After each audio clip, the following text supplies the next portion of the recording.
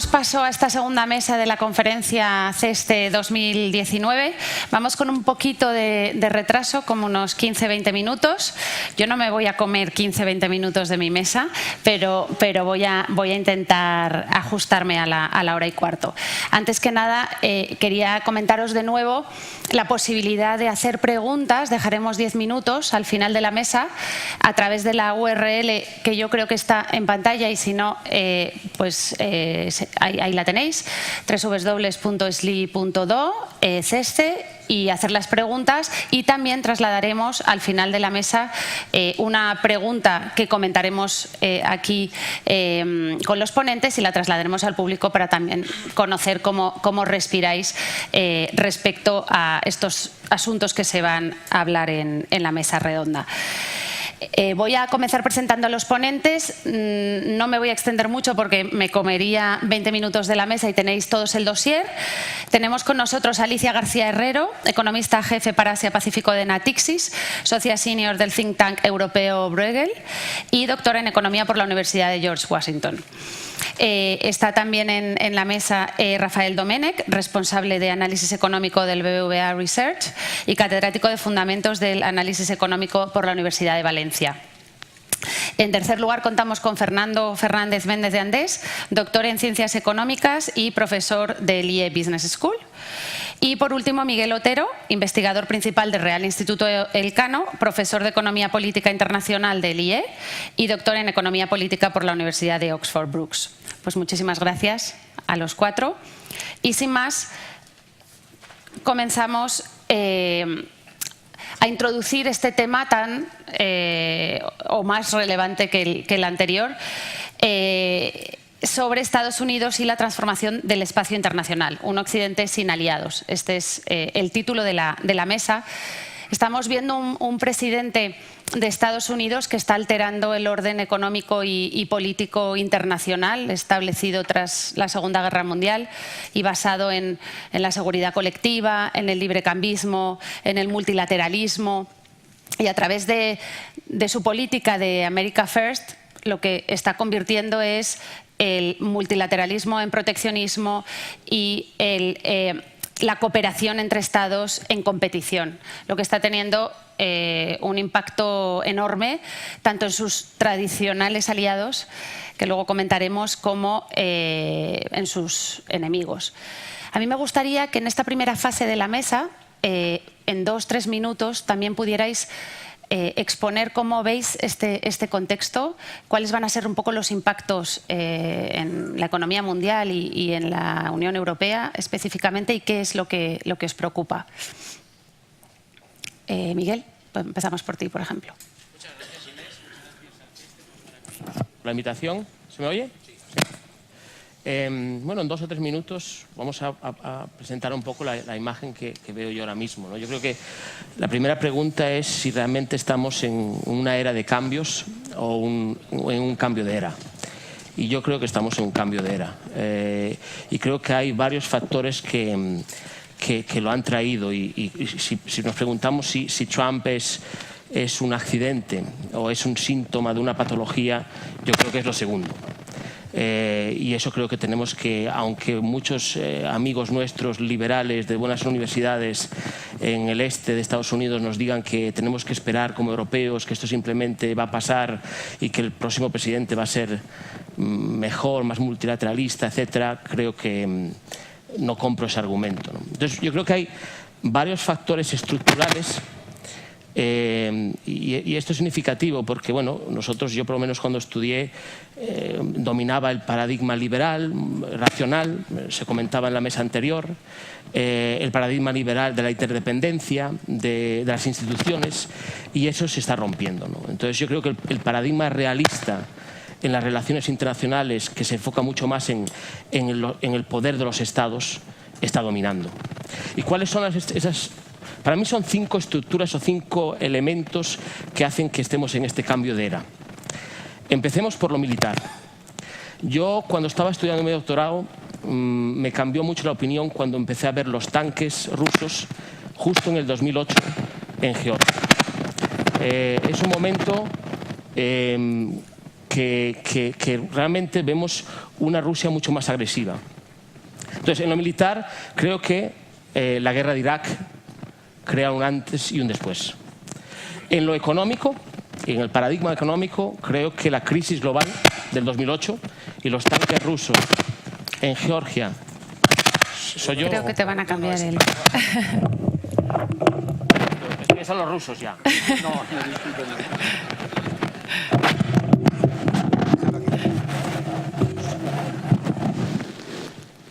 Esto también es otro cambio de era. Creo que eso, en lo económico, la crisis global también cambia totalmente. Yo creo que ya. ¿Sí, ahora sí? Ahora sí. Cambia totalmente el paradigma. En lo tecnológico vivimos una revolución tecnológica, con todo lo que eso conlleva, la disrupción que eso conlleva.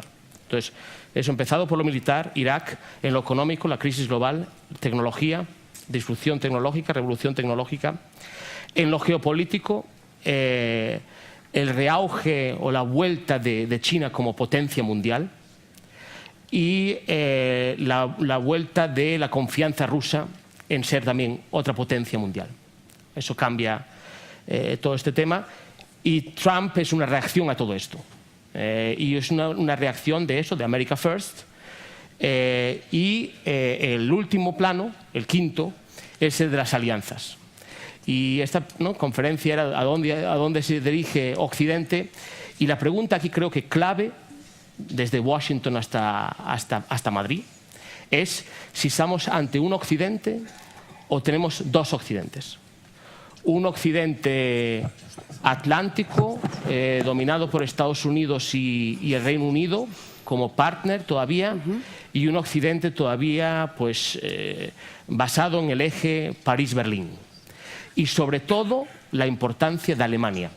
Alemania como pilar de la hegemonía estadounidense en Europa, gran aliado de Estados Unidos, y lo dejo aquí, las declaraciones de Merkel en los últimos años demuestran que Alemania cada vez está más incómoda con las posiciones de Estados Unidos, y en este fin de semana en la conferencia de seguridad de Múnich se ha visto justamente este cisma, ¿no?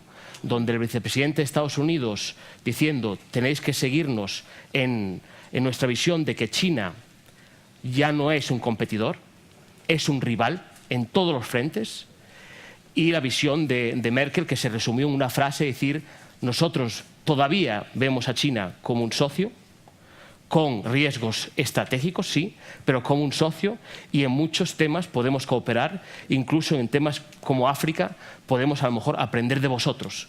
Que una líder occidental, justo después de que el vicepresidente Pence diga que se puede aprender de los chinos, pues muestra que tenemos dos visiones muy diferentes de la geopolítica y la geoeconomía mundial.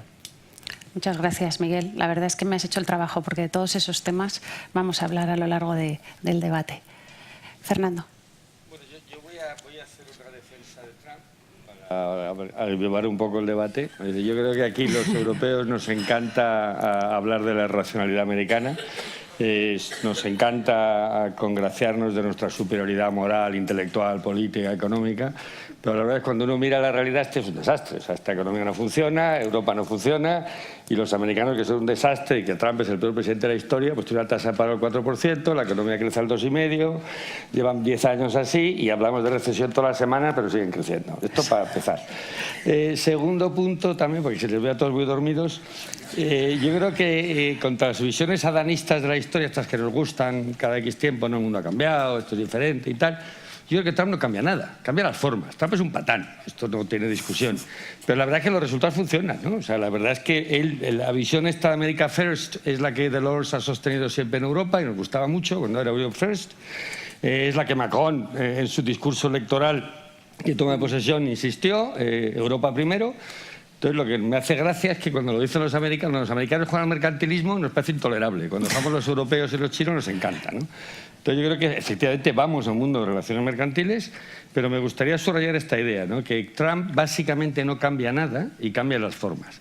Y en el tema de comercio internacional, nos ha hecho un gran favor, ¿no? Ha conseguido poner encima de la mesa 3 temas a los que los europeos luego, un poco a escondidas y con mala conciencia, porque claro, lo ha hecho un patán, como le vamos a dar la razón, llevamos mucho tiempo planteándolo, ¿no? Uno es el tema del atraso tecnológico, o dicho de otra forma, cómo la China ha sido capaz de utilizar a su beneficio las reglas de la OMC, que no ha cumplido y le hemos dejado no cumplir, para conquistar tecnológicamente el mundo, y ahora nos hemos dado cuenta y empezamos a plantearnos que a lo mejor tenemos que hacer algo con eso. 2, nos estamos empezando a plantear el tema del papel de las empresas públicas, o dicho de otra forma, los beneficios extraordinarios que le concede el jugar a la economía mundial con empresas públicas, o mejor todavía, con una difusa separación entre lo público, lo estatal y lo privado. O sea, uno no sabe muy bien qué es Huawei, lo único que sabemos ahora por fin los europeos es que algo malo tiene y vamos a empezar a enfrentarnos a eso después de que hemos puesto el grito en el cielo porque Trump ordenó detener en Canadá a ese aliado nefasto de los americanos en las cosas que uno no debe hacer para poner encima de la mesa ese tema. Y el tercer tema que ha sido capaz de poner encima de la mesa también de una forma muy significativa, que también en un mundo en el que nos complacemos de decir que Estados Unidos se retrae en sí mismo, que abandona el mundo, bueno, pues ha vuelto a poner encima de esa doctrina Monroe, ¿no? América para los americanos, y esto es lo que estamos viendo en Venezuela, ¿no? Básicamente. Entonces, nosotros en Europa, que nos gusta mucho hablar de que Europa para los europeos y el mundo multilateral, la verdad es que la realidad es que cuando Estados Unidos nos pide apoyo y juguemos al multilateralismo y apliquemos en Venezuela las reglas que ustedes dicen que quieren aplicar en Siria o en Irak, pues decimos, no, vamos a abrir un diálogo y intente cordial y tal. Bueno, esta declaración un poco patante de partida, lo que quiere poner encima de eso son 2 cosas. Uno, hay una posición americana que va mucho más allá del presidente Trump y que va a continuar con el presidente Trump. 2, hay un mundo que efectivamente ha cambiado, y ha cambiado porque China ya no es solo una fábrica barata, ni siquiera es un consumidor brutal, un gran consumidor, sino que es el gran competidor. Y ahí me hace gracia que pensemos que China va a ser el que va a rescatar el orden multilateral y el orden liberal en la economía internacional. O sea, me produce más que estupor, hilaridad. Muchas gracias, Fernando. Hablaremos de China, de relaciones comerciales, de economía americana, pero ahora le damos la palabra a Alicia. Gracias. Bueno, lo primero, agradecerte la invitación. Es un placer estar aquí. Y es un placer escuchar en España ideas tan abiertas. Por fin no hablamos solo de España, ni siquiera solo de Europa. O sea, estoy encantada. Bueno, con ese preámbulo que digo porque no es siempre el caso, estoy de acuerdo totalmente con Miguel en cuanto a que esto es un cambio de era. Aunque ha habido otros, quiero decir, no hace tan poco que teníamos un mundo con una guerra fría. Yo recuerdo haber estudiado alemán en Alemania del Este, que ya no existe. Y bueno, soy mayor, pero no tanto. Es decir, que es un cambio de era, pero cuando decimos cambio de era, parece que hace 500 años que no ha habido cambio de era. No, es que hace poco que ha habido un cambio de era. Y por tanto esto reduce la sorpresa que deberíamos de experimentar ante ese cambio de era, que es algo que no hacemos. Parece que es imposible que cambie la era. No, no, no. Es que cambia a menudo. Y este es uno de los cambios que hemos vivido en nuestra experiencia vital. Ese es un tema. Después, de acuerdo con Fernando, totalmente muchas de las cosas que ha dicho, y en especial en que,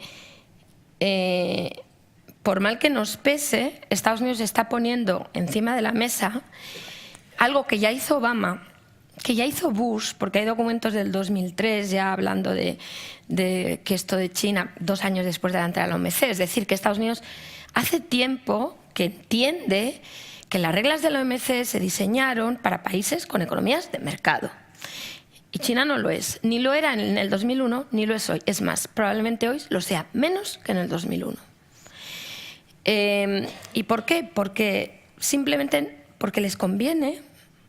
O sea, no, quizás no en el larguísimo plazo, pero en el plazo relevante en el que estamos discutiendo, la única manera, yo pienso, que para China de haber hecho lo que ha hecho, que es loable porque se lo hemos permitido, es decir, han utilizado los espacios que tenían y me parece que lo han hecho muy bien dentro de lo que es el régimen, etcétera, etcétera. Pero quiero decir, dentro de lo que era ese régimen, que obviamente era inamovible, era el régimen que empujaba todo esto, han utilizado esos espacios de libertad sin cambiar su modelo de economía de Estado.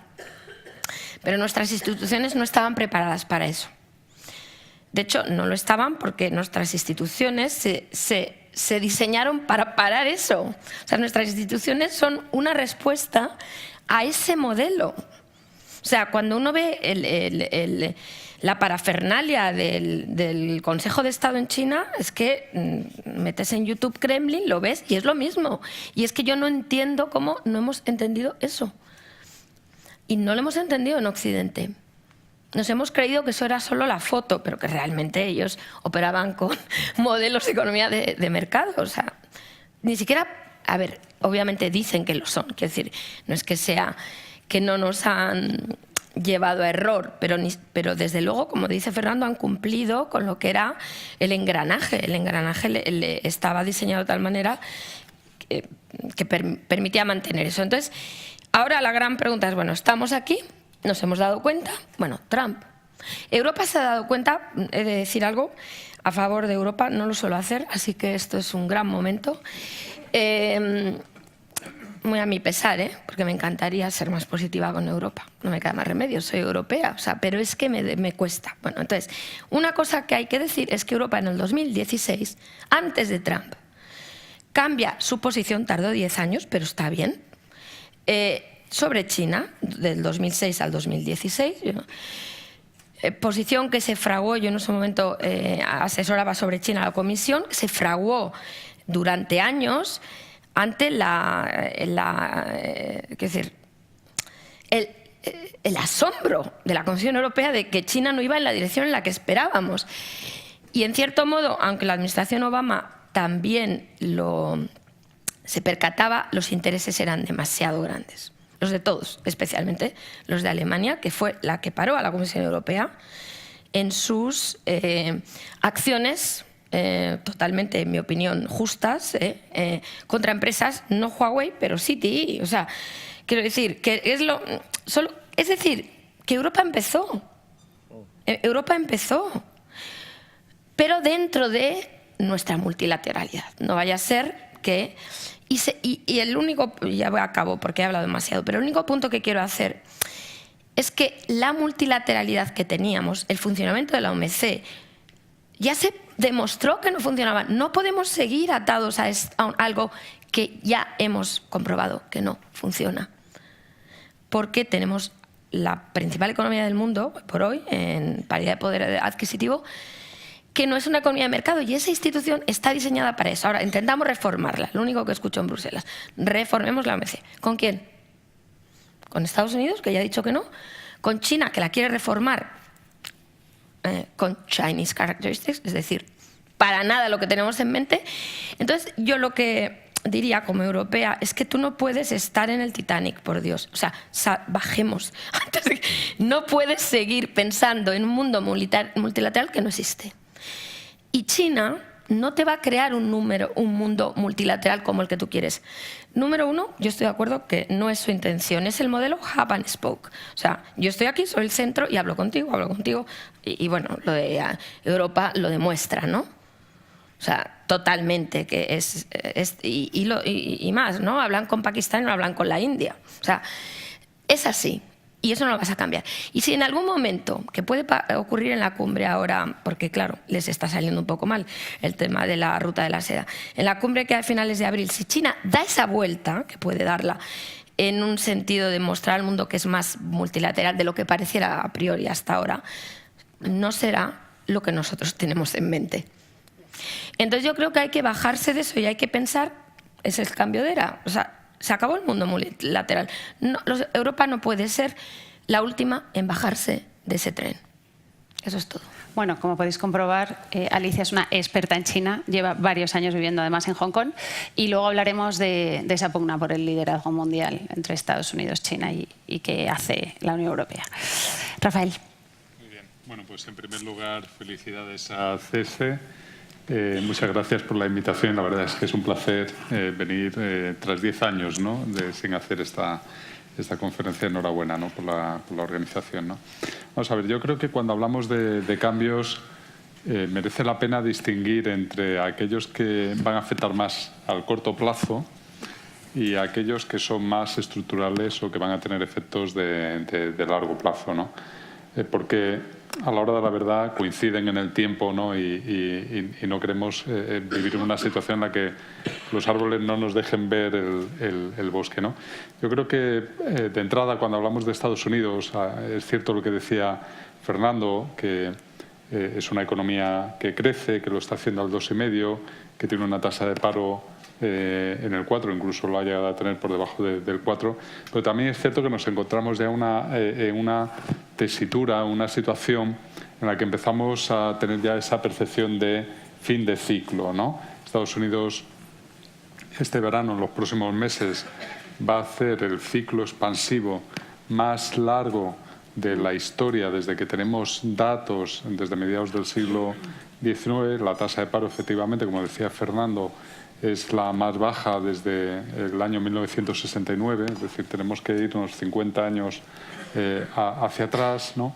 Y los ciclos económicos no mueren por viejos, pero empiezan a morir por desequilibrios, ¿no? Y la economía norteamericana ha empezado ya a acumular algunos desequilibrios. Para nada una situación comparable como la que teníamos en el 2007-2008, pero, por lo tanto, si se produjera ese cambio de ciclo económico, pues veríamos un crecimiento por debajo del potencial, un aumento de la tasa de paro, insisto, nada comparable, pero que empezamos a tener ya esa percepción de fin de ciclo. De hecho, los modelos económicos, los que utiliza la Reserva Federal, los que utilizan los bancos de inversión, los que utilizamos nosotros, cuando empezamos a meter variables de tipo financiero, como pueden ser la pendiente de la curva de tipos o muchas otras, los diferenciales de tipos de interés, etcétera, niveles de endeudamiento, pues empiezan ya a darnos con niveles de probabilidad relativamente elevados, entre el 50 y el 60%, que en los próximos 2 años Estados Unidos ya podría vivir un periodo de crecimiento por debajo del potencial y de aumento de la tasa de paro, ¿no? Entonces yo creo que esto lo tenemos que tener en cuenta cuando hablamos de si estamos ante un cambio de era, porque nos podemos encontrar que por toda una serie de razones que me imagino que tendremos ocasión de entrar en ellas a lo largo del debate, pues veamos una situación económica que a corto plazo no puede ser o no va a ser la que hemos estado viviendo durante estos últimos años. Hay riesgos, hay riesgos de carácter temporal, hay riesgos de carácter más estructural, que, insisto, sobre esto podemos entrar más adelante, pero sobre esto, que es un fenómeno básicamente temporal, de corto o medio plazo, o si queréis, fenómenos de tipo cíclico, tenemos unas tendencias, esto que se denomina ahora megatendencias subyacentes, que ya han salido aquí, que yo básicamente resumiría en 3, ¿no? Pero que es un poco recogiendo lo que han dicho tanto Miguel, Fernando como Alicia, ¿no?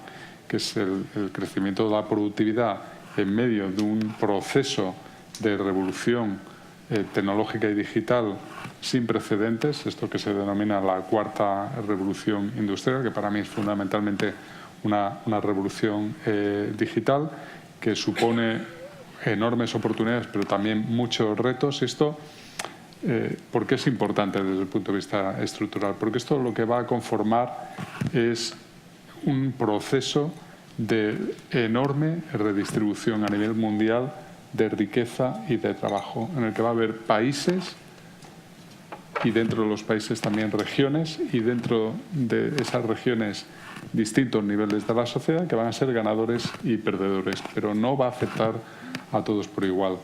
Luego tenemos la demografía, ¿no? Que también es muy asimétrica, ya se ha mencionado también en la sesión anterior, África, China, Estados Unidos. Esto afecta también obviamente a Estados Unidos en el equilibrio de poder. La demografía obviamente es importante.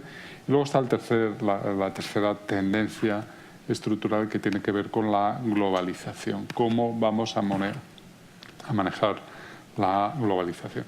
Yo creo que todos tenemos claro que hemos llegado estamos ya hace tiempo en otra situación distinta a este periodo de hiperglobalización, ¿no?, que han definido algunos que nos llevó o que culminó antes de la crisis financiera internacional.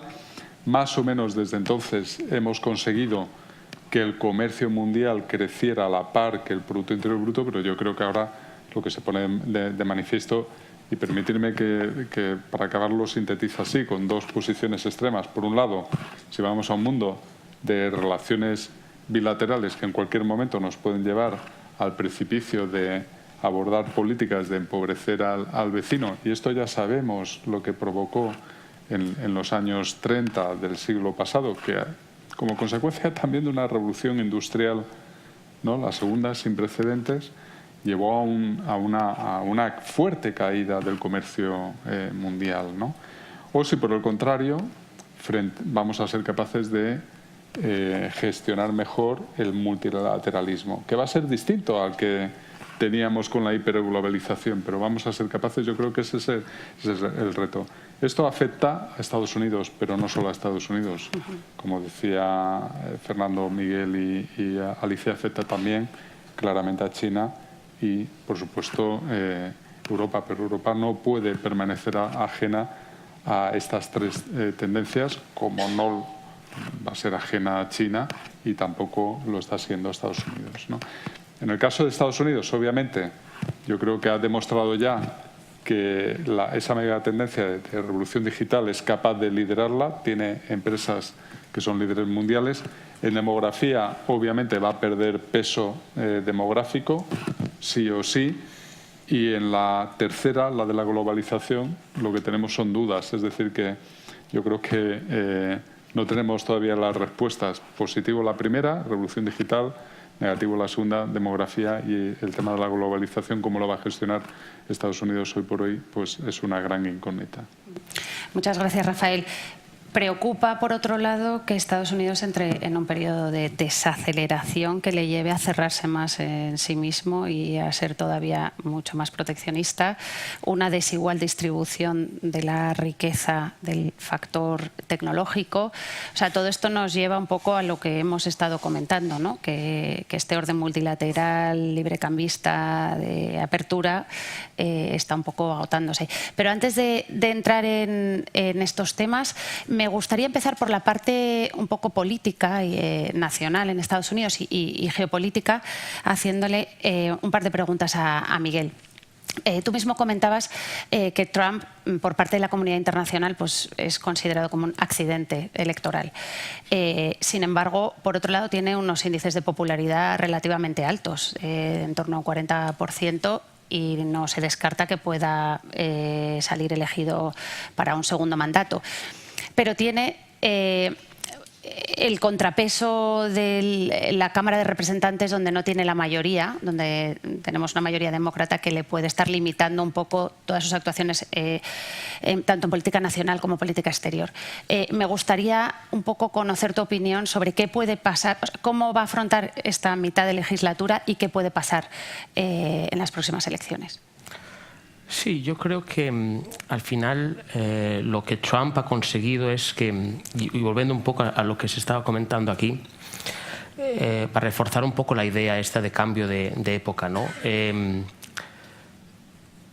Los 20 años prácticamente que tenemos desde la caída del muro de Berlín hasta la crisis global son una anomalía en las relaciones internacionales. Son un momento donde Estados Unidos no tiene ningún rival. Y eso es una anomalía en las relaciones internacionales. Y desarrolla un proyecto de hegemonía liberal, de promoción de la democracia en el mundo, de intervencionismo humanitario, de todo esto que fue ese empuje, siendo lo que se dice en francés la hyperpuissance, ¿no? No hay rival. Entonces yo cambio el mundo. Y entonces estoy de acuerdo con Alicia, que al final, solo fueron 20 años. Y esto se ha acabado. Y entonces, ahora sí que hay un rival, y yo creo que Trump ya lo ha hecho, pero lo va a seguir haciendo. Vamos a ver lo que pasa con los aranceles a los coches europeos, pero estamos en un momento de intentar usar el momento Sputnik. Tenemos un gran rival, tenemos que cerrar filas, y entonces, si hay un ismo, ¿no? Liberalismo, socialismo, marxismo, si hay un ismo que es más potente que todos los otros ismos, es el nacionalismo. America First es una bandera nacionalista. Entonces, Trump va a seguir utilizando esa bandera frente a un gran rival que es China en todos los campos, ¿no? Se comentaba, creo que se comentaba ayer, ¿no? En una discusión que tuvimos, que hay alumnos ya, ¿no? Alumnos chinos en Boston, en Harvard, etcétera, que se sienten intimidados porque cada vez se sienten casi bajo la lupa. ¿No? Esto es un momento, ¿no? O sea, si tú vas como ejecutivo a Canadá y te ponen en la cárcel, oye, esto no pasaba hace 10 años. Estamos en un cambio de era. Entonces, ¿qué va a hacer Trump? Yo creo, y así por lo que yo escucho en Washington y de la comunidad de inteligencia y de defensa, etcétera, es que Estados Unidos se tiene que centrar en sus prioridades. Irak fue un fracaso, Afganistán un fracaso, hay que salirse de ahí, Siria, si hace falta, nos salimos de ahí, y 3 prioridades.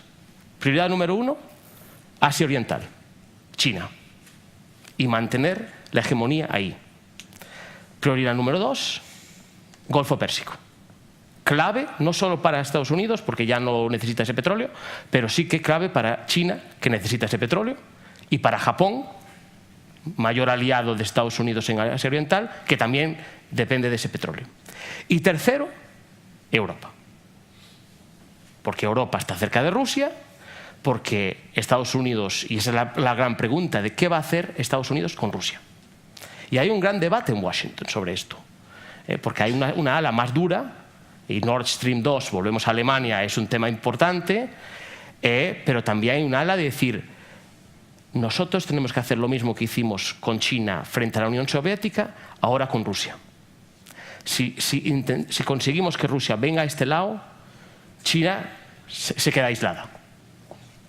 Y este es el gran juego geopolítico que yo creo que, frente a la imposibilidad de hacer grandes reformas en casa, porque no tiene el Congreso, pues Trump va a usar más y más esa carta, y quizás después hablemos un poco sobre qué puede hacer Europa en ese contexto, pero creo que lo dejo para la siguiente vuelta.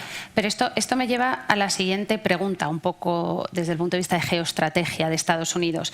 Estamos viendo que el presidente Trump se está replegando de muchas zonas geográficas y dejando pues, a China, a Rusia, un poco campar a sus anchas, ¿no? Aquí me gustaría, pues, por un lado, quizá preguntarle a Alicia, como experta en China, este hecho está haciendo que China, con su financiación abundante, con su ruta de la seda, con su banco de infraestructuras, esté dominando en la región. Estados Unidos, ¿por qué lo hace? ¿Y cómo crees que se va a desarrollar este fenómeno en el futuro? Pues gracias por la pregunta. Es un tema que discutimos ayer en el Cano, justamente este tema, y esta es para mí la evolución temporal. Estados Unidos, por la guerra al terrorismo islámico, por la crisis financiera, desde la entrada, es que además coincide que la entrada a China a la OMC, parece dos shocks al hegemón, entrada china a la OMC y caída de las Torres Gemelas. No sé cuál de los dos fue más importante, pero desde luego los dos mucho. Y entonces se duerme, y en este estudio que presentamos en el Cano ayer, pues en un estudio de Big Data que hemos hecho, muestra cómo el media, o sea, la prensa en general, en el mundo, hablo, pero en concreto ahora Estados Unidos, empeora su imagen de la ruta de la seda de repente desde el 2017. ¿Fue Trump el que hizo que la empeoraran o la prensa que empeoró la imagen de Trump? No lo sé, pero desde luego lo que está claro es que desde el 2017 Estados Unidos se despierta. O sea, lo que comentaba Inés es justo lo que pasa antes. China invierte unos 450.000 millones de dólares, así, no a través de los multilaterales, es decir, que es lo que pareciera, pero no es lo que es, porque el Banco Asiático de Infraestructuras ha invertido, según su página web, 12.000 millones, hasta 450 quedan. Son los bancos de inversión, bancos de desarrollo chinos, es absolutamente bilateral y no es aid, o sea, son préstamos comerciales que hay que devolver, sino que se lo preguntan a los de Sri Lanka, a las Maldivas, a Pakistán, a Malasia, que dice no me interesa, gracias, aquí. Entonces, o sea, lo que quiero decir es que Estados Unidos reacciona, pero mientras tanto China ya ha hecho 450.000 millones y ya hay muchos países cautivos de préstamos, pero muchísimos países, algunos relevantes, es decir, para Estados Unidos incluso. Entonces, Estados Unidos reacciona, en mi opinión, un poquito tarde, la verdad, un poquito tarde. Lo interesante es que China... No, para mí, error de cálculo es que no se han dado cuenta que esos países son democráticos, de alguna manera.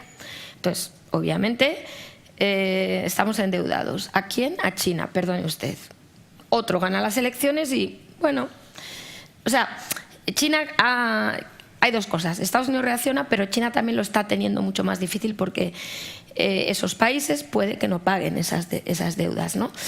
Pero lo que está claro es que ahora hay una campaña absolutamente brutal de Estados Unidos para parar a China en su expansión, no solo porque siempre se habla de soft power, que sí, la sobrecapacidad, que sí, yo creo que fue el origen de esta propuesta cuando la inicia Xi Jinping en el 2013, ¿no? China estaba hasta aquí de sobrecapacidad, bueno, pues digamos, exportemos, vendamos, infraestructura, lo que sabemos hacer y lo que ya no podemos aportar en nuestras fronteras. Pero es que ahora, ante la respuesta de Estados Unidos, ese terrenito que había ahí en Filipinas, que era una base militar americana, me lo compro. ¿Para qué? No hace falta decirlo. Vanuatu, ya sabemos la de Djibouti, pero hay un montón de Gwadar. El riesgo de Gwadar en Pakistán es que sea una base militar.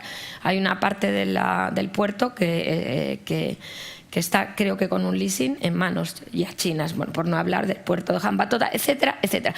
Por cierto, y de los puertos europeos, no digo que esos vayan a ser bases militares, aunque yo cuando vi que Tirana, el aeropuerto de Tirana, 11 años de lease de un banco, diré el banco porque esto es público, Everbright, un banco chino, de medio, no digo medio pelo porque por desgracia será más grande igual que el Santander, o sea, no sé cuán grande, es enorme seguro, aunque sea de medio pelo para ellos, se compra un lease del aeropuerto de Tirana. ¿Pero qué hace usted con eso? O sea, es que cuando vemos las inversiones estratégicas de China, si yo fuera Trump, vamos, lo único que habría dicho es, pero ¿quién no me lo ha dicho antes esto? O sea, estaría asustada. Y creo que es eso lo que está pasando, simplemente el susto de Estados Unidos ante esa realidad. ¿Es demasiado tarde? Yo creo que no, porque los propios países que están en esta tesitura se dan cuenta de que están atrapados. Y a nadie le gusta estar atrapado, y menos con el nuevo hegemón, porque todavía hay que ver si llega a serlo. No es lo mismo estar atrapado como nosotros con el viejo, que todavía, en fin, el poder militar, etcétera, que con el nuevo. O sea, que yo creo que en ese sentido el despertar de Trump se lo va a poner difícil a China, en este sentido. Muy interesante, Alicia. Pues en el ámbito de la política exterior, si hay algo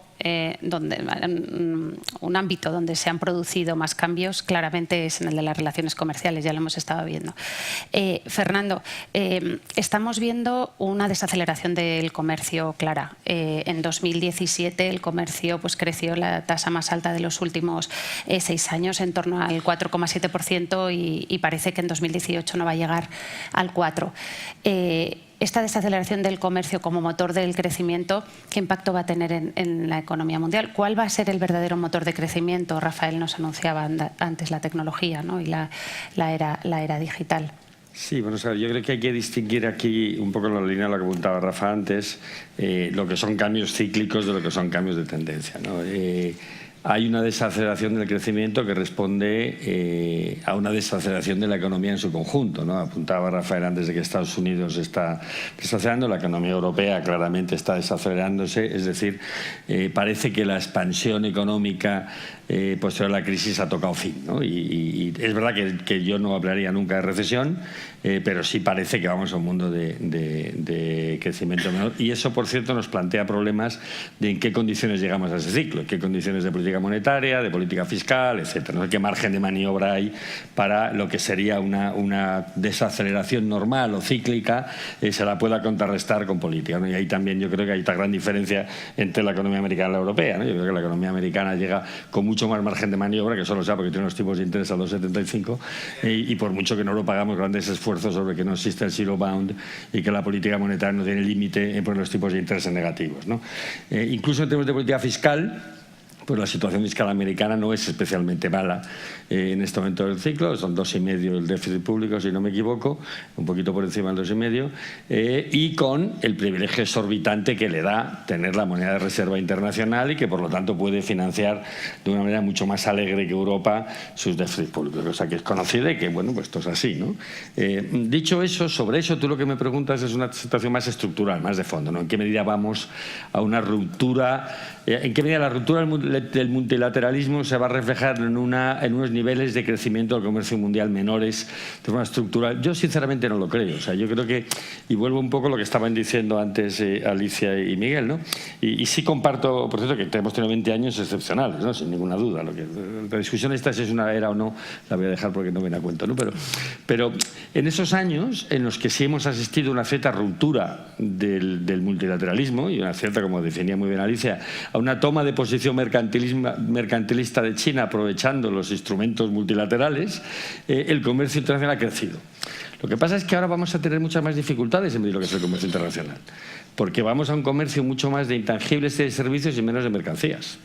Y eso es lo que las nuevas tecnologías nos van a permitir, ¿no? Entonces, yo no estoy muy seguro que vayamos a una desaceleración real del comercio internacional. Lo que vamos a ver una desaceleración del comercio de mercancías y una aceleración del comercio de servicios. Si uno mira las exportaciones españolas, por ejemplo, lo que está creciendo de manera sorprendente son las exportaciones de servicios y no las de mercancías. Y eso no quiere decir que el mundo sea menos importante para el crecimiento del empleo en la economía española o para la disminución de la tasa de paro. Lo que pasa es que tenemos dificultades de medirlo, ¿no? Entonces, insisto, y por no detenerme mucho en este tema, yo no creo que este nuevo mercantilismo multilateral, si se me permite esta expresión, vaya a traducirse en menores ritmos de comercio y que, por lo tanto, el crecimiento mundial se vaya a resentir de manera estructural. No lo creo.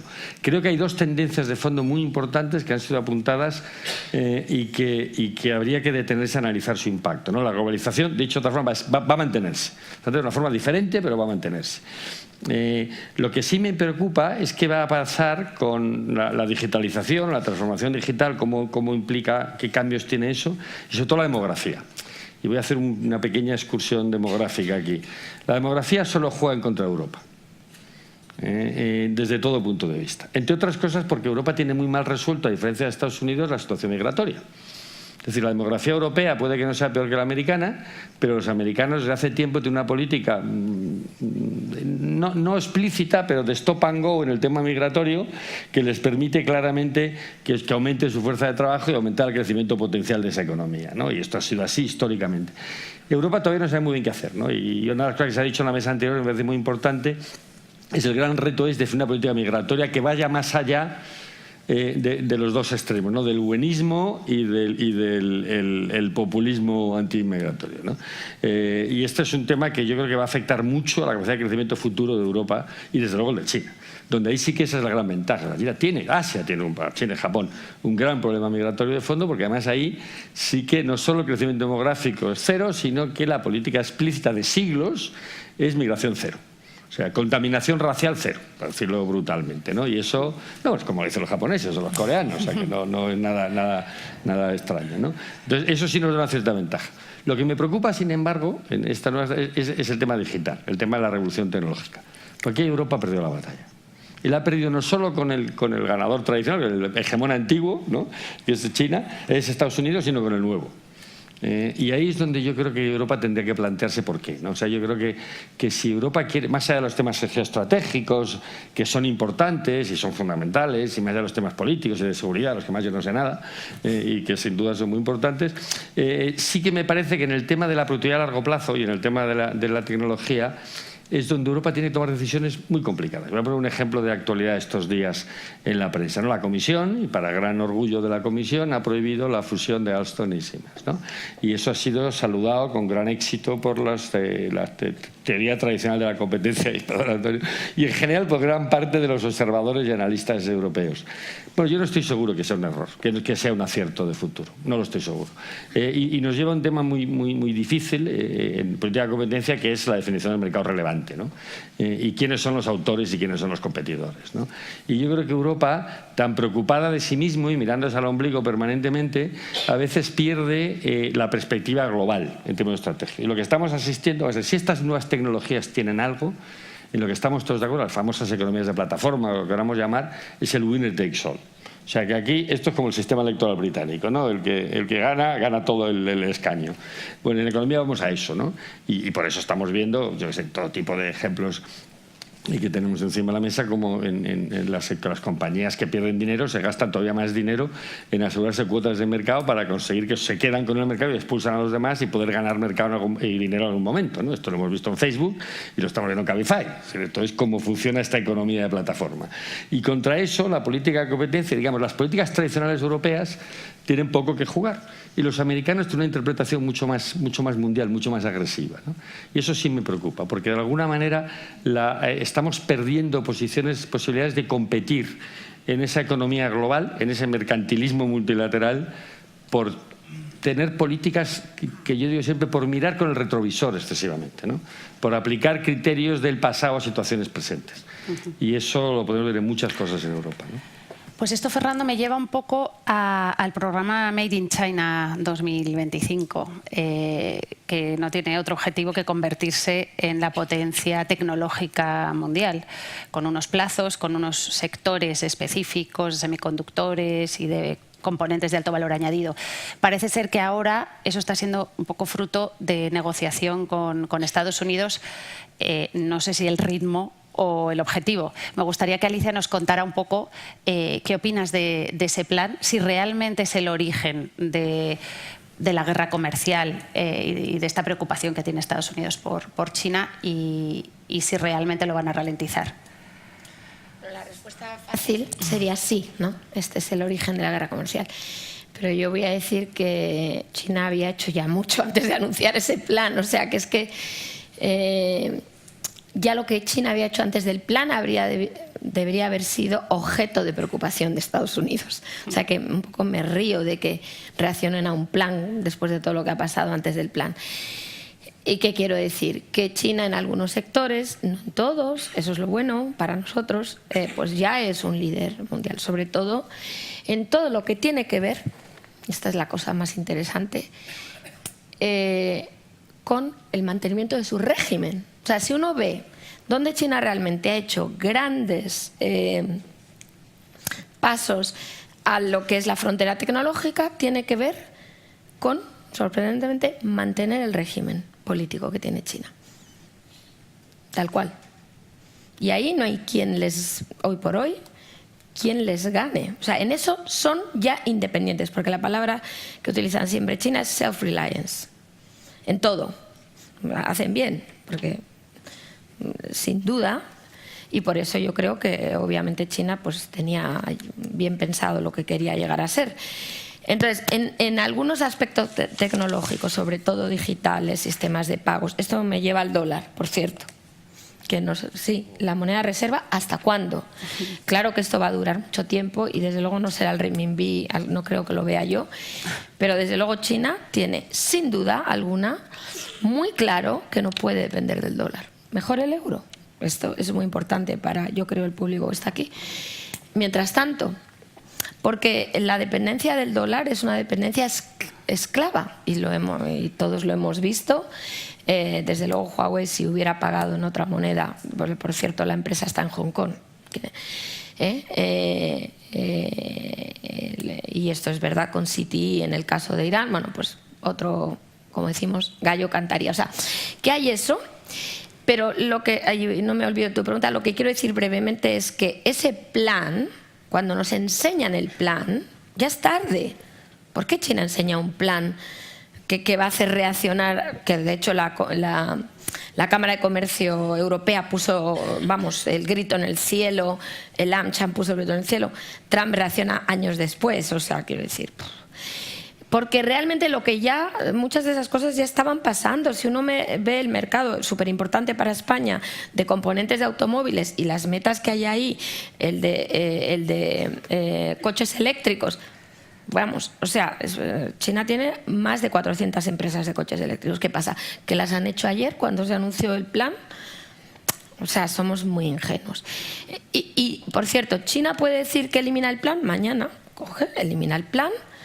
¿Y eso elimina realmente el plan? O sea, no entiendo. No, evidentemente no. Y además, el plan no está encima de la mesa en las negociaciones. Lo que está en la mesa son cosas como dos en concreto muy importantes para Estados Unidos, porque quieren un acuerdo. Cuando uno quiere un acuerdo, todo es importante.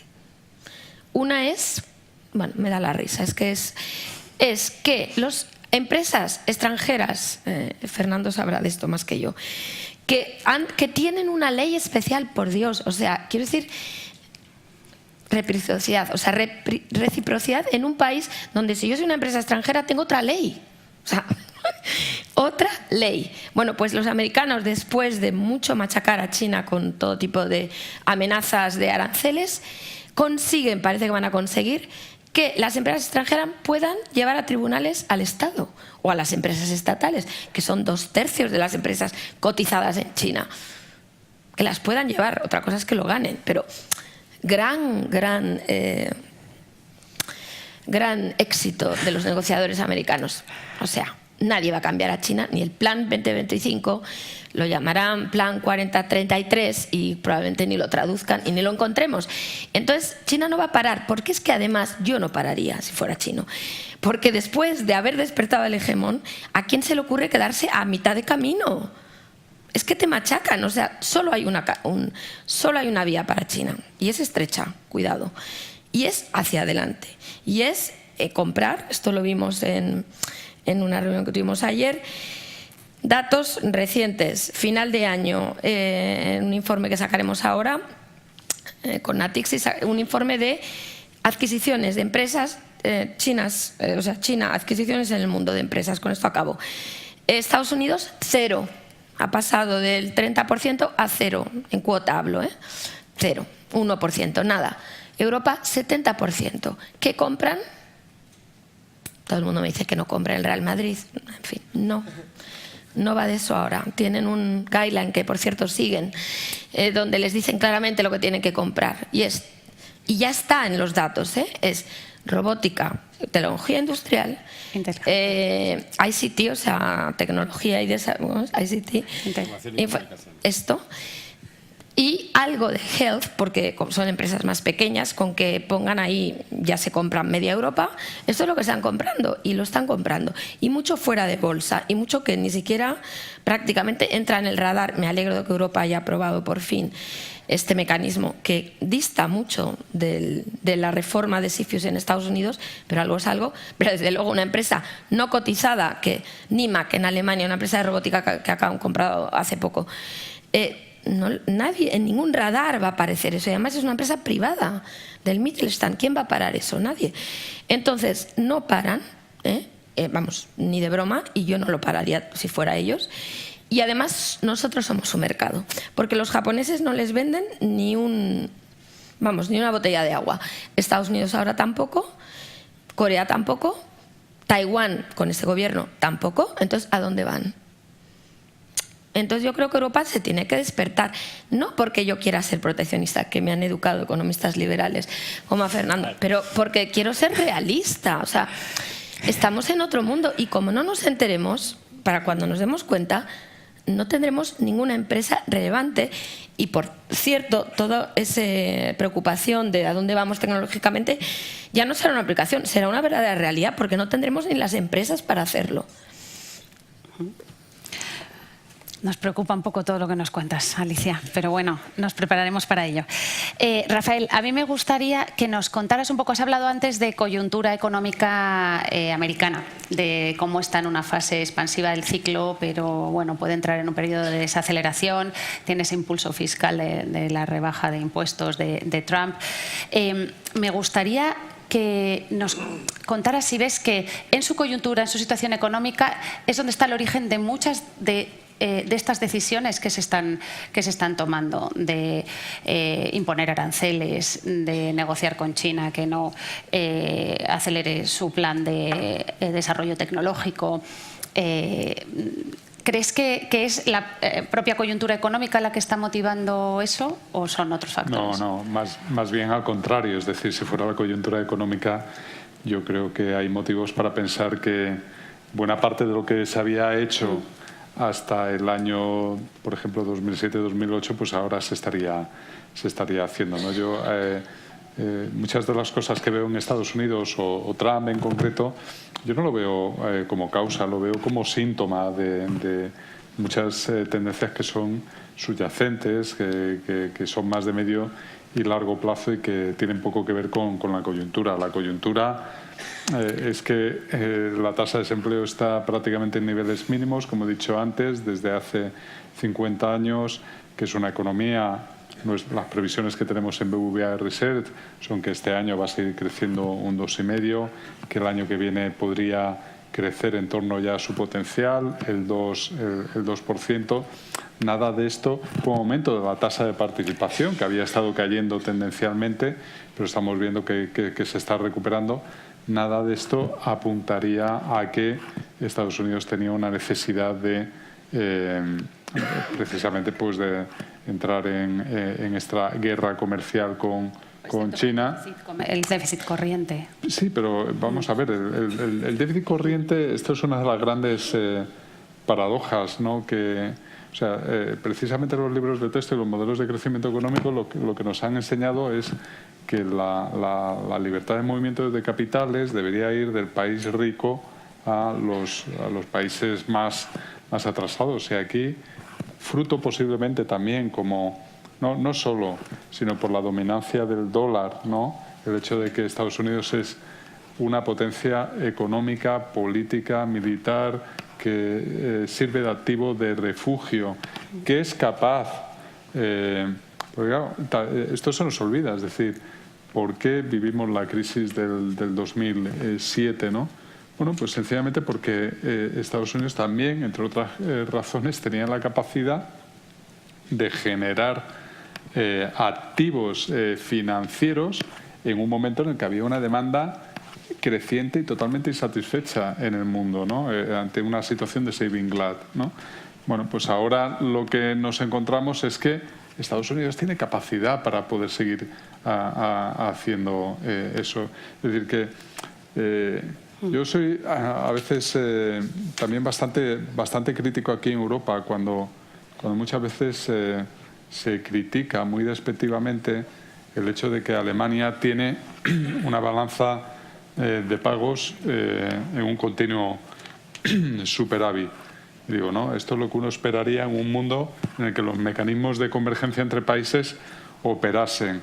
O sea, no podemos ver la balanza de pagos como una cuestión de exportamos mucho, importamos poco y por lo tanto estamos empobreciendo al vecino. No. La balanza de pagos también hay que verla como que ahorramos en el exterior más de lo que invertimos dentro y por lo tanto estamos exportando capitales. ¿Para qué? Pues porque sencillamente las empresas alemanas llegaban a la conclusión de que no tiene sentido abrir una nueva empresa, una nueva planta de Volkswagen o de Mercedes en Alemania, que tiene más sentido hacerlo en la República Checa o en España o en Portugal o en México o en Turquía. Y así las grandes multinacionales alemanas, ¿no? En el caso de Estados Unidos, curiosamente, pasa lo contrario. Un minuto en esa línea, eso, perdona, no se lo vas a decir tú, pero eso sí que... No, que digo que en Estados Unidos pasa lo contrario, es decir, que Estados Unidos tiene el beneficio de permitirse tener una posición deudora frente al resto del mundo constante. Pero no solo el beneficio, sino la obligación como el proveedor de liquidez mundial. También. Claro, porque nos olvidamos que históricamente el país que es el emisor de la moneda internacional, de la reserva, ¿cómo se llama? De la divisa internacional, tiene que tener un déficit de balance de pagos para ofrecer esa liquidez al mundo. Y aún así está en un 2,5, un 2,8 de déficit de balance de pagos. O sea, que tampoco tiene una... O sea, la balance de pagos lo que quiere decir es que no es una restricción al crecimiento económico americano en la próxima... Pero es que ya, Fernando, lo que riza al rizo es que la balanza en superávit de Alemania y todas esas inversiones terminan generando una rentabilidad de sus inversiones exteriores que es inferior a la que obtienen en Alemania, ¿no? Es decir, el retorno. Y en Estados Unidos ocurre justo lo contrario. Es decir, que todo esto es para apuntar en definitiva, Inés, que verdaderamente no hay razones de tipo coyuntural o incluso el tema de una relación bilateral entre China y Estados Unidos para justificar lo que estamos viendo en términos de proteccionismo, sino que más bien hay que buscarlo en otros de los elementos que hemos hablado. Sí, que se han puesto aquí encima de la mesa. Pues la verdad es que me da muchísima pena porque se me han quedado en el tintero muchísimas preguntas y estoy viendo el reloj que ya estamos en los últimos 10 minutos. Así que os voy a lanzar a los 4 una pregunta final, que luego es la que me gustaría trasladar al público. Y si os parece, luego pues eso, dejamos unos minutitos para las preguntas que espero que hayáis hecho. A ver, estamos realmente ante, bueno, lo decía Miguel, ¿no? un cambio de era, un cambio del orden político y económico internacional, y sobre todo lo que me preocupa más es cómo va a reaccionar la Unión Europea. O sea, tenemos a un representante de comercio de Estados Unidos que ante los informes sobre los posibles aranceles a los coches y a los componentes de automoción le está diciendo a Trump: no te centres tanto en la Unión Europea, el enemigo es China, tráete a la Unión Europea a tus motivaciones y luchamos juntos. ¿Qué rol creéis que va a tener la Unión Europea en este nuevo orden internacional? Miguel. Bueno, esto me lleva a un poco lo que decía Alicia, ¿no? Yo creo que es verdad que Europa pues cree firmemente en su modelo, el modelo de competencia, de realmente no intervención del Estado en la economía, de no subsidiariedad de agentes, por lo menos, ¿no?, en su vertiente más dominante, pero eso está cambiando. O sea, si se lee el último papel de la patronal industrial alemana en el desafío que representa China, eso es un cambio de tendencia total. O sea, aquí sí que también tenemos un cambio de era. Están llamando para política industrial y de intervención del Estado en la economía, porque frente a un modelo de capitalismo de Estado, el modelo ordoliberal alemán puede en algún momento hacer que el Estado tenga que intervenir. Y eso se refleja ahora en la última estrategia de política industrial del Ministerio de Economía alemán, Altmaier, que yo creo que nunca hubiese escuchado a un Ministerio de Economía o de Finanzas alemán decir las cosas que están en ese papel, que son cosas como que cuando el mercado no funciona, tiene que intervenir el Estado. Y tiene que intervenir el Estado porque llega un momento en que esto va un poco también en lo que apuntaba un poco, y creo que nos faltaba en este análisis, que al final el tema de la economía americana no es el tema macro. Los números macro te dicen, este país va bien, pero el tema justamente fue que la globalización ha creado muchos perdedores y esos perdedores son los que al final hacen que alguien como Trump llegue al poder. Porque ellos no ven el beneficio. Y Brexit es lo mismo, que lo enlazamos con la mesa anterior, etc. Entonces, tenemos aquí un tema de economía política también interna dentro de nuestras sociedades, de quién gana, quién pierde. Y la revolución tecnológica solamente lo va a aumentar. Y yo creo que entonces ahora vemos que en el mundo ahora mismo tenemos a dos o tres potencias carnívoras: Rusia, China y Estados Unidos. Y tenemos a una potencia tradicionalmente herbívora, que es la Unión Europea, que cree en la cooperación, cree en el multilateralismo frente al juego de suma cero de Estados Unidos ahora, que es o vas conmigo o vas en contra de mí, o China gana o gano yo. La visión todavía dominante en Europa es un juego de suma positiva, porque es lo que somos, es nuestro ADN. Pero yo veo que cada vez más actores importantes en Europa están cambiando. Y lo que decía también Fernando, ¿no?, de la ley de competencia, de si creamos, volvemos otra vez al debate de campeones europeos, porque frente a campeones chinos, americanos, necesitamos nuestros campeones. Y lo que es interesante también del papel de Altmaier es que hace un resumen de las 4 revoluciones industriales, llegando a la última, lo digital, y dice que en todas esas revoluciones industriales siempre ha habido una tecnología base. Sin esa tecnología base no se podía crear lo otro. Y entonces él compara las plataformas digitales los Google, Facebook, etcétera, lo compara con la máquina de vapor de la primera revolución industrial. Si tú no tenías la máquina de vapor, tú no podías avanzar tecnológicamente. Y entonces esto es un grito al cielo de crear un Google europeo, de crear, porque yo cada vez, y Alicia lo sabe bien, cada vez que voy a China, yo sí que me siento en la Guerra Fría, porque aquí uso Google, Twitter y Facebook, allí tengo que usar Weibo, WeChat, o sea, estoy en otra plataforma. Entonces, la acumulación de datos, ¿no? Acumular datos, analizar datos, depositar, dónde están depositados, ¿no? Esos datos, etcétera, Europa tiene que meterse en esa batalla, tiene que meterse en esa carrera. Y yo creo que en los próximos 5 o 10 años vamos a verlo. Y empezamos ahora por el tema, ¿no?, del Fondo de Defensa Europea, que ya son 13.000 millones, donde ya... yo creo que el Fondo de Defensa Europea, para nosotros que somos economistas y que nos interesan estas cosas, es casi lo equivalente a lo mejor al sistema monetario europeo a finales de los años 70 en cuanto a defensa. Es decir, necesitamos cooperar mucho más y necesitamos en algún momento pensar en una cosa de mayor unión, una especie de Maastricht, ¿no?, en lo de la defensa. Y entonces yo creo que todo eso hace que la pregunta es, ¿Europa tiene que sacar los colmillos, sí o no? ¿Europa se va a posicionar con Estados Unidos? ¿Va a intentar tener una soberanía estratégica a la Suiza de no voy a entrar en la gran batalla, pero intento tener cierta soberanía y no entro al gran juego? ¿O saco los colmillos, ¿no? Eso nos resistimos mucho en Europa a sacar los colmillos. Muchas gracias, Miguel. Si os parece, antes de darle la palabra a Fernando, os voy a plantear, ellos, los expertos, nos van a responder a esta pregunta que les acabo de hacer, pero también queremos saber vuestra opinión. Así que, si me la podéis poner en pantalla, aquí la tenemos. Ah, ya habéis opinado. Vale, fenomenal. Bueno, la dejamos un poquito por si alguien quiere opinar. Evidentemente, todas pueden ser válidas, pero queremos que opinéis impulsivamente, con la que os sentís más identificados. Y mientras respondéis, le doy la palabra a Fernando. Hay cosas de las que, bueno, respondiendo a tu pregunta que ha comentado Miguel, ¿no? O sea, en primer lugar, y enlazo con mi provocadora afirmación inicial, ¿no? La conclusión final de esta mesa redonda es que eso es lo que acusábamos a Trump de que era mercantilista, es lo que le estamos pidiendo a Europa que haga, ¿no? Lo cual no deja de ser una cierta paradoja. Y a mí, como no me gusta que Trump sea mercantilista, no me gusta que Europa sea mercantilista. Ya lo digo de antemano. Lo que creo es que vamos a un mundo en el que precisamente si Europa tiene algo que aportar es buscar el aliado para definir las nuevas reglas de juego. Me explico.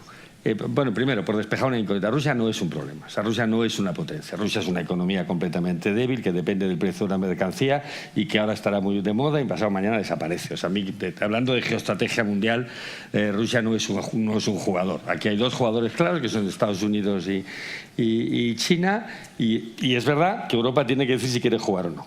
Y esto primero tiene que decir si quiere existir, y nos lleva a la mesa anterior. Claro, sin existir pues es difícil jugar, ¿no? O sea, sin una mayor integración económica, política, comercial, etcétera, es difícil jugar a este juego, ¿no? Y dos, si decide que juegue, como y muy breve, yo creo que la gran aportación de Europa a este juego para evitar que sea explosivo, para evitar que se convierta en, alguien ha mencionado lo que pasó después de la Segunda Guerra Mundial y cómo acabó el mercantilismo, perdón, después de la Revolución Industrial, después de la Revolución Industrial y cómo acabó la Primera Guerra Mundial, para evitar este juego es que Europa sea un jugador no mercantilista como los demás, sino un jugador que intente definir y buscar aliados para definir reglas de juego que mantengan un cierto multilateralismo. Es decir, a mí me gustaría ver a Europa teniendo una posición mucho más activa, jugando con Estados Unidos para hacer reglas de la OMC que sean más multilaterales, para restablecer la importancia del Fondo Monetario, del Banco Mundial y evitar la creación de bancos regionales o bancos hegemonizados por alguien, ¿no? Es decir, volver a recuperar un cierto multilateralismo, y que es una posición muy difícil, que no puede ser una posición ingenua, y en ese sentido creo que Europa comparte mucho más del modelo económico y del modelo de sociedad con Estados Unidos que con China, sin ninguna discusión. Y que por lo tanto no deberíamos de equivocar el aliado tampoco por apuntarnos a hegemón ganador. Muchas gracias, Fernando. Alicia, te voy a dar un minuto. Da igual que haga lo que haga Estados Unidos, China ya es la potencia hegemónica. No da igual, no da igual. Porque Estados Unidos es el poder militar. Se me ha olvidado que soy economista. Pero es que es así, o sea, la potencia hegemónica no va unida solo al tamaño del PIB, sino va unida a la moneda de reserva y al poder militar. Y entonces ahí China todavía no está. Entonces, la renta per cápita es muy importante, perdón. O sea, además, estamos del PIB, pero luego además, pero ya la renta per cápita, Fernando, según cómo la midas, pero China está por encima de $10.000 en dólares, en PPP mucho más. Yo creo que ese ya no es su problema. China ya ha pasado para mí el umbral de la renta media. Entonces, entendiendo lo que dices, me da igual que tengan que subieran 70.000 por 1.3 mil millones, en fin, se acabaría el mundo ahí, no haría falta nada más. Pero que ya con 10.000, yo creo que el problema suyo ya no es ese, el problema es la potencia militar, y que Estados Unidos, si ve que no funciona con aranceles, funcionará de otra manera, porque no pueden. Y yo creo que ese es el gran riesgo, que no tiene por qué ser una confrontación bilateral, pero puede ser Taiwán, hay tantas posibilidades. Y entonces ahí ya China lo tiene más difícil, porque por ahora tenemos, aparte de la OTAN, tenemos ya Estados Unidos trabajando en la Alianza del Indo-Pacífico y buscando aliados en Asia, ¿no? Entonces yo creo que Estados Unidos está trabajando en la siguiente, porque la de parar a China en su ascenso hegemónico en el sentido económico es muy difícil, excepto en semiconductores, no me enrollo, tenía un minuto, donde sí que es cierto que hay un cuello de botella, pero bueno, creo que el gran reto es más allá de la economía, para que eso, que el 45% de la sala cree que es inamovible, yo creo que todavía, y por eso China teme. Cualquiera que vaya a China ahora verá el mayor miedo, el miedo que se respira. Tienen miedo de que se hayan reaccionado demasiado pronto a Estados Unidos. Porque, claro, era una cuestión de tiempo que ellos tuvieran la potencia militar, ¿no? Y entonces yo creo que sí se ha equivocado demasiado pronto. Tenía que haber esperado. Pero eso es lo que le ha permitido cambiar la Constitución, quedarse para siempre. O sea, el juego del nacionalismo, el ismo. Ese ismo le ha permitido quedarse, y él, como sabe que la situación económica empeora, gracias a ese quedarse puede seguir en esa batalla. ¿Me explico? O sea, para él también era difícil hacerlo de otra manera, no es que fuera tonto, pero ahí estamos. Entonces, Estados Unidos, para mí, solo tiene una opción. No me gusta esa opción, más viviendo en Hong Kong, pero es la única que yo creo que queda a Estados Unidos. Espero que estén en desacuerdo conmigo, porque si no, pero yo no veo cómo económicamente pueden parar a China. Muchas gracias, Alicia. Un minuto, Rafael. Te lo voy a tratar de hacerlo más breve. Para responder algunas de las preguntas. Vamos a ver, yo suscribo plenamente la posición de Fernando. Creo que a Europa no le queda más remedio que buscar los aliados. El riesgo en esa búsqueda de aliados en este contexto, pensando a largo plazo, es que Europa está fragmentada, que Europa no está por igual preparada para ese reto que supone la revolución digital. Discrepo con Fernando en una pequeña matización. Yo creo que sí que hay países europeos, o sea, esto de la tecnología es multidimensional.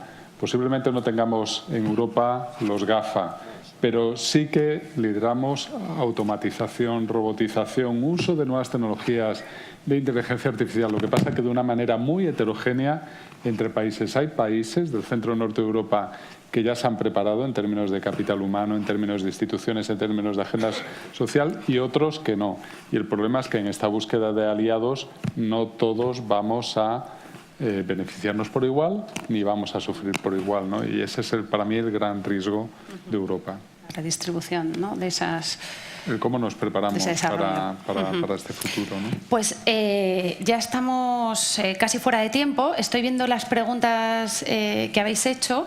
Algunas ya se han respondido. No sé si me van a poner ahí un resumen, pero os puedo ir adelantando algunas de las más votadas y que no hemos tratado. Una sobre África y en concreto otra que Camino ha hecho también sobre África y migración. Entonces, las 1. Nos dice un anónimo: ¿qué pasa con África? ¿Cómo debería moverse Europa para contrarrestar la influencia china, sobre todo en la región? Y relacionado también con África, nos pregunta Camino, ¿cómo va a influir la estrategia de China en África en los flujos migratorios hacia Europa y en la seguridad de la región? ¿Qué deberíamos hacer la Unión Europea y sus Estados miembros? Se habla mucho de África. de migraciones al hablar de África y se habla muy poco de política agraria, ¿no? Que yo creo que es otro tema que los europeos no queremos plantearnos y que tiene mucho que ver también con lo que pasa en África, ¿no? O sea, yo creo que al final... y luego sí hay países, esa es otro de los costes del Brexit, es que el único país europeo que tiene una política africana es el Reino Unido, ¿no? Y que convendría... Francia no lo tiene, Francia tiene una política imperial nostálgica, no tiene política africana, ¿no? Con perdón. Y entonces yo creo que eso es un factor, porque África sí va a crecer y España debería tener una política africana, entre otras cosas, porque si alguien está llamado a beneficiarse, si lo hace bien del desarrollo económico y social de África, es España, en concreto Canarias, ¿no? Que sería la gran plataforma obvia de negociación. Muy de acuerdo, y creo que frente al neocolonialismo chino necesitas tener un modelo propio europeo que debería ser, aprendiendo de tu colonialismo pasado, de cómo penetras, cómo estás presente, cómo estás activo en China de una manera cooperativa, en África, de una manera no asimétrica de que yo soy el europeo y te tengo que contar cómo tienes que hacer las cosas. Y ese es un gran desafío. Y con ONGs, con inversión, pero para eso también se necesitan recursos, ¿no? Con inversión, con penetrar eso, las instituciones, etcétera, porque al final sí que es verdad que es un continente, en principio, del futuro, con una demografía exponencial, increíble, que al final está al lado y donde hay una diferencia de renta importante. Pero eso no solamente es allí, sino también aquí políticas de integración. Lo que comentaba Camino, ¿no? Que ese sí que es un gran desafío, ¿no? Hace falta más empresas y menos ONGs en África. Hace falta muchas más empresas. Sí. O sea, porque ONGs ya tuvimos las órdenes religiosas mucho tiempo en África, ¿no? Con todo cariño y todo respeto. O sea, lo que te llama la atención cuando vas a África, y yo trabajando en algunos países, es que solo ves ONGs en muchos de esos sitios. Y ves empresas chinas. Bueno, ves al Estado chino disfrazado de empresa, para ser exactos, ¿no? Rápidamente sobre África, me hace gracia el comentario de Merkel, porque los chinos pidieron, el gobierno chino pidió en el G20, cuando se celebró en Alemania, colaboración europea hacia África. Probablemente a estas alturas lo que le dirán es o colaboras conmigo o con los americanos. Quiero decir que llegamos tarde, incluso les decimos que hemos de seguir su ejemplo. Es decir, realmente me cuesta ver cómo Europa puede decir a China, sigo tu ejemplo en África, cuando China nos pide ejemplo a nosotros en el G20. Quiero decir, ¿cómo nos colocamos ahí? ¿Cómo puede ser? ¿Cómo es posible? Y China pide ayuda porque no le está yendo tan bien. O sea, porque tiene un montón de... Ahora el puerto de Mombasa. O sea, tienen que size the assets, como dicen. ¿Por qué? Porque no les pagan. Entonces, quiero decir, no sé, a mí me encanta Merkel, pero que se actualice, porque, por Dios, no es justamente el momento de ni seguir el modelo, es decir, al revés, venderles nuestro modelo, no el de las ONGs, pero digamos algo más multilateral, no hub and spoke, o sea, pero es, de nuevo, el problema es que no estamos siempre hablando de lo nuestro. Entonces yo creo que este es el gran problema. O sea, tenemos ese megacontinente ahí, China viene desde el quinto pino, construye los ferrocarriles, nosotros no dejamos a Alstom y a Siemens que lo hagan ellos.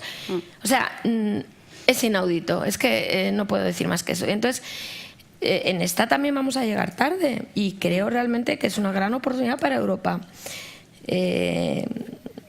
Tal cual. Pues muchísimas gracias. ¿Algún comentario más? Yo creo que ya se ha dicho todo. Estamos ya fuera de tiempo. Si alguien se ha quedado con interés porque respondamos las preguntas, que por favor nos las mande a CESE. Ha sido un lujo contar con vosotros y yo creo que ahora ya pasamos a un merecido café.